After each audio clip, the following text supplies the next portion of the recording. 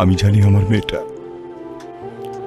আপনাকে ভালোবাসে, কিন্তু ও যেটাকে ভালোবাসা মনে করতেছে আসলে সেটা তো ভালোবাসা না, শুধু একটা মোহ। ও আপনার আগ্রাসনকে ভালোবাসে। যেদিন আপনার জীবনে স্থিরতা চলে আসবে সেদিন তো এই মোহটা কেটে যাবে। আপনারা দুজনে কেউ সুখী হতে পারবেন না। তাই একজন অসহায় বাবা হিসেবে আপনারে আমি অনুরোধ করতেছি,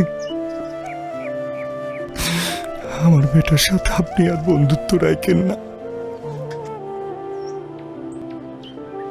আমি আশা করব আপনি আমার এই রিকোয়েস্টটুকু রাখবেন, প্লিজ।